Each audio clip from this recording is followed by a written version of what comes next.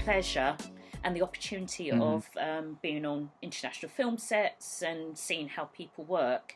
I've never had the opportunity to work one-on-one with a cinematographer, so I see that as a real advantage, just to see the workings and how the cinematographer view, how they look at things. So sometimes I think as a filmmaker, it's all about the camera and how powerful the camera is and where you place it.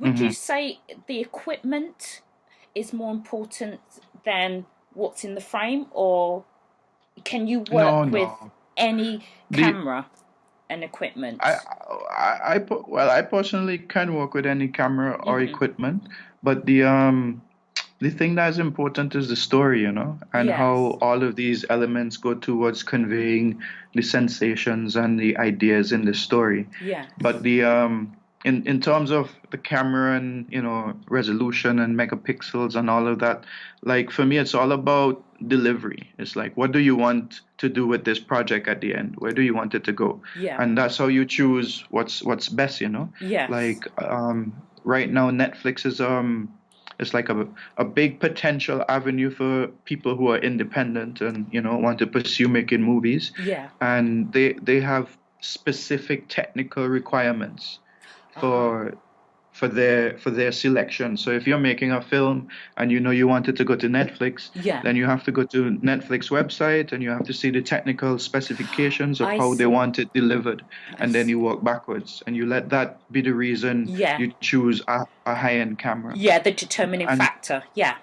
Yeah, and then there are the situations where sometimes for stylistic reasons, like if you're doing well, in this film, one of the bigger productions that I worked on is a film called Hero, which was a Trinidadian production, but it went to different places in the world, and it was created in a way where we had to replicate different time periods. Yes. And we had to also replicate the texture and the feeling, because the idea was to edit our narrative sequences into archival footage. Yes. So you end up with a film that looks different at every phase, because we have from maybe 1920s in the Caribbean to the 1960s in Tanzania.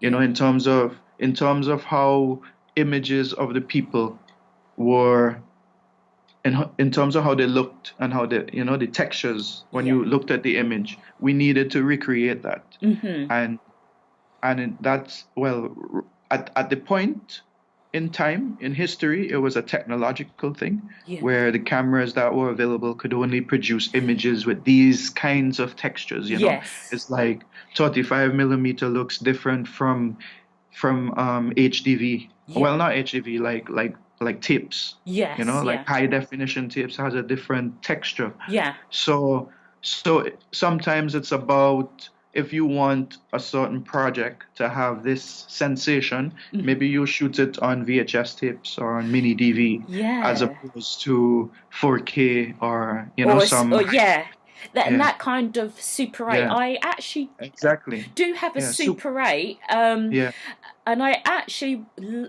it was given to me by someone. And they just said, you're a filmmaker here, take it. But obviously to buy the film now would be pretty I mean, but expensive.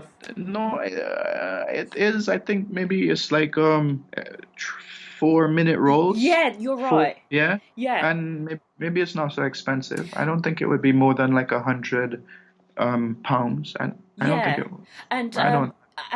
I would love to try that out because I just, as a filmmaker, just want to see, like you said, the correct terminology is the texture. Mhm. You know what it Yeah, would actually look like, that yeah, kind of gritty, bitty yeah, feeling that a kind of oldie worldy, yeah. And then otherworldly. the, the science is different, because Yeah. so the cameras today, they capture light digitally. So there's a digital sensor with a glass that Yes. interprets the light rays coming to the sensor. So it's a different process. Yeah. It's computer based.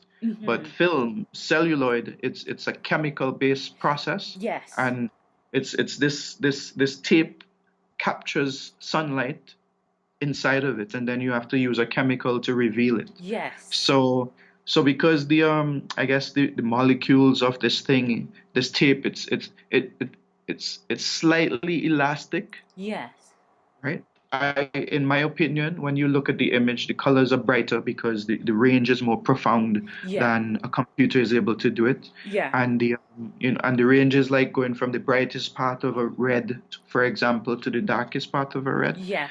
And the um the exposure is different as well because Mhm. it captures so much more than the digital image It's is probably able to. closer Yeah. to the human eye, and Yeah, yeah, it's very similar yeah, to photography when you have it in a yeah, dark room and you print it, and yeah. It's the same it's process. the It's same the process. same process how you develop I would 8 mm. love Yeah, I would love to yeah, try that, and where the idea of just snipping things and pasting it together, that yeah. would be They have a thing, like when you go to a bar, like when they're making like a mixed drink, and they put everything in a canister and they yeah. shake it up. Oh. So there are these little canisters, and you have to put the film inside, and Oh, then you put the fantastic. chemicals in, and you shake it, and it has to be in complete darkness. Yes.